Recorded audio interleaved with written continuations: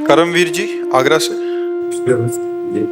गुरुदेव आपके चरणों में साष्टांग प्रणाम। गुरुदेव अभी पिछले साल फौज से सेवानिवृत्त लेकर आया हूँ। सोचा था अब आराम से सुबह सो के उठूंगा और अपनी जिंदगी मौज से जीऊंगा, पर 6-7 महीने पहले आपकी गिरफ्त में आ गया और आपको अपना गुरु मान लिया। आपकी कृपा से श्री जी के चरणों की तरफ बढ़ने की कोशिश कर रहा हूँ, पर अभी अंदर बहुत कमियां देख रहा हूँ। अभी गुरुदेव मन में बहुत डर लग गया है कि जल्दी से कमियां दूर नहीं हुई तो क्या होगा, कैसे होगा। ये बहुत कृपा है आपके ऊपर। सच्ची पूछो तो राष्ट्र सेवा का फल मिला। नहीं, ये जो अंदर भावना कि अब मौज मस्ती करेंगे, ये कोई जीवन नहीं है। मनुष्य जीवन इसके लिए नहीं मिला। मनुष्य जीवन मिला लड़ने के लिए। पूरा जीवन लड़ो और विजय प्राप्त करो।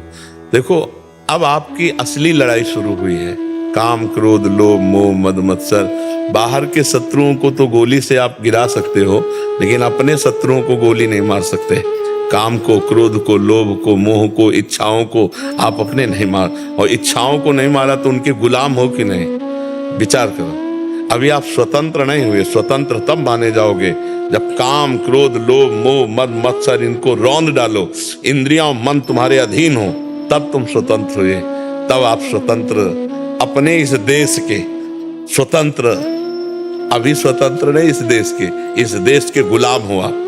मन के गुलाम, इंद्रियों के गुलाम, काम के गुलाम, क्रोध के गुलाम, लोभ के गुलाम, मोह के, अहंकार के गुलाम है कि नहीं। आप देखो, विचार कर। इससे जब तक हम मुक्त नहीं होंगे तब तक मानव देह का लक्ष्य हम नहीं प्राप्त कर पाए। इसलिए बड़े भाग्यशाली हो जो सत्संग सुनने को मिला। आप खूब नाम जप करो। और दूसरी बात, डरो मत। थोड़ा डरना तो अच्छा है, पर ज्यादा डर जाने में फिर घबराहट में साधना भी नहीं होगी। अगर हम अभी राधा बोल रहे हैं और अभी हमारे प्राण निकल गए तो अभी भगवत प्राप्ति हो जाएगी। हम कमजोर हैं, हमारे अंदर सारे विकार हैं, पर अभी हम राधा राधा राधा बोल रहे हैं तो उसको भगवत प्राप्ति हो जाएगी।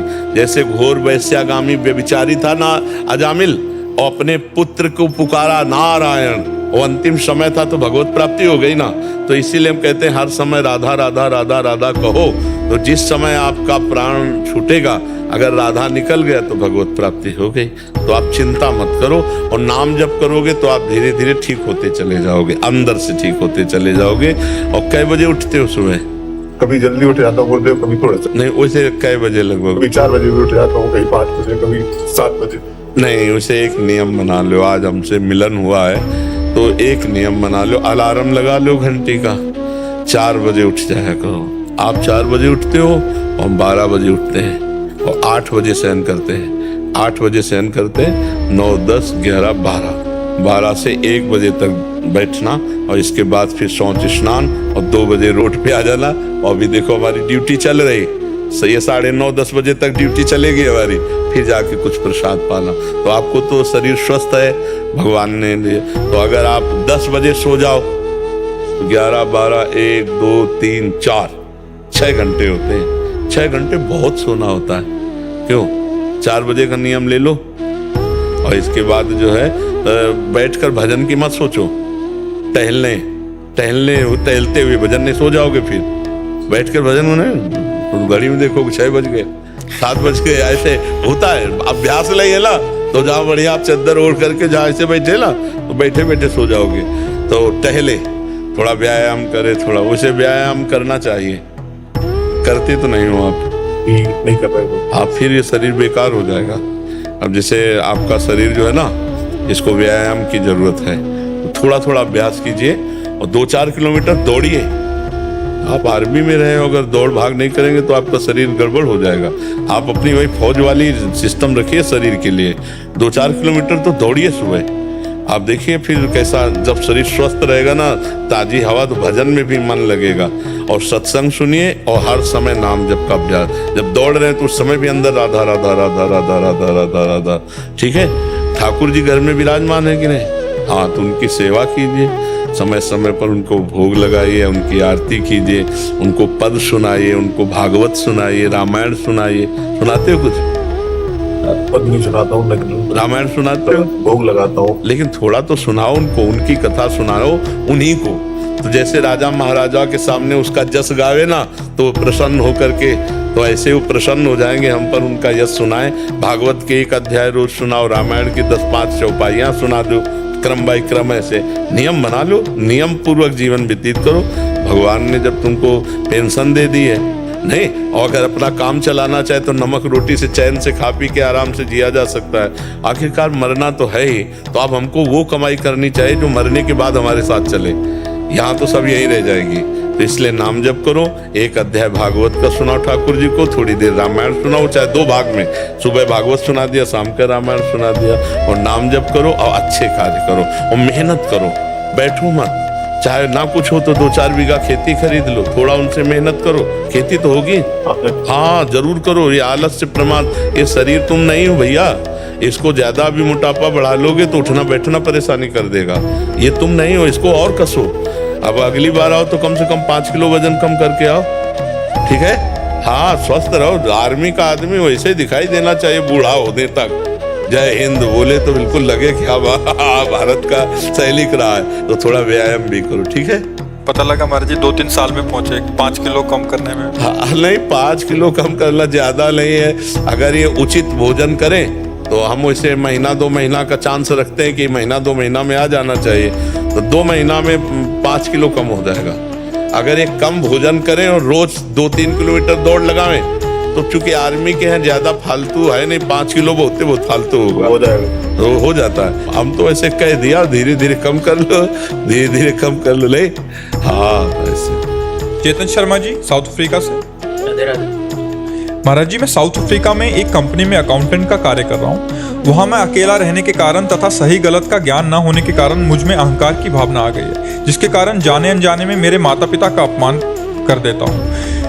मेरे माता पिता ने आपको गुरु रूप में स्वीकार किया हुआ है। उन्होंने आपके वीडियो मेरे पास भेजे, जिन्हें सुनकर मेरे द्वारा किए गए माता पिता के अपमान को सोच कर अभी ग्लानि सी हो रही है, जिससे मेरा मन अस्थिर है। महाराज जी अरे वो तो प्रायश्चित हो गया, जैसे हृदय में जलन हुई ना तो वो पाप कट गया।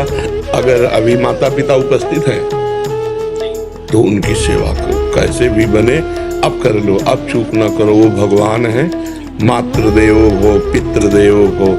हम आपको अपने पिता की बात बता रहे हैं। हमारे पिता जिस दिन हम भागे उसके 3 दिन बाद हमको पकड़ा गया। खोजबीन सब शुरू हुई तो 3 दिन बाद पकड़ा गया कि एक गोरा लड़का है वहाँ जंगल में देवी के मंदिर में रह रहा है।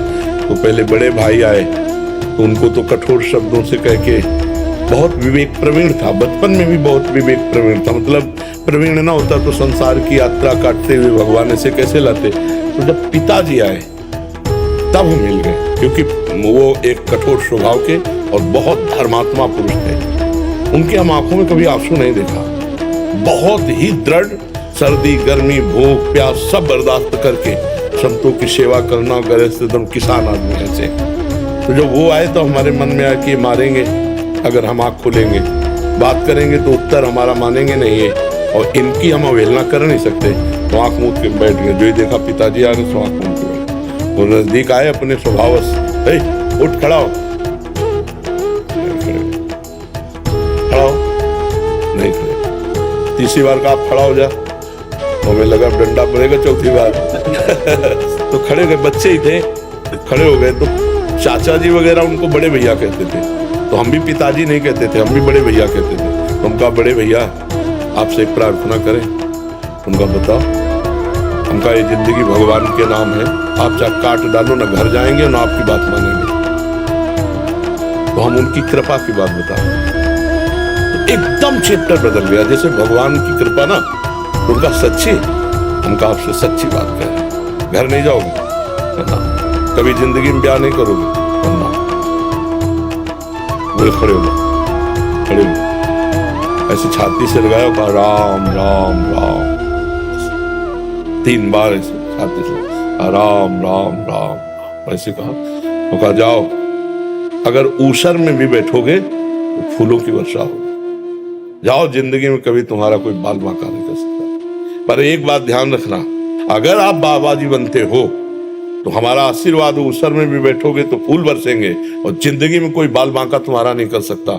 और अगर कहीं किसी की बहन बेटी देखी तो फिर तो हम कहा जिंदगी में आप इस बात को कभी नहीं सुनोगे। तो वो तो पधार गए, कई वर्ष हो गए उनको पधारे हुए, पर उनका आशीर्वाद, माता पिता का आशीर्वाद भगवान का आशीर्वाद होता है।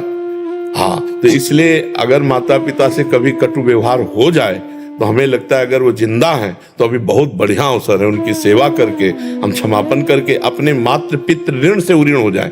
हमारा ऋण भी तो है, केवल रुपया कमाना खाना पीना नहीं। देखो उस अवस्था को सोचो जब आप शौच कर देते थे, लघु शंका कर देते थे, तब उनके, तुम्हें तो ज्ञान नहीं था, वो अपने वस्त्रों को भी पवित्र करते, आपको भी, और कभी आपको मारा नहीं, पीटा नहीं।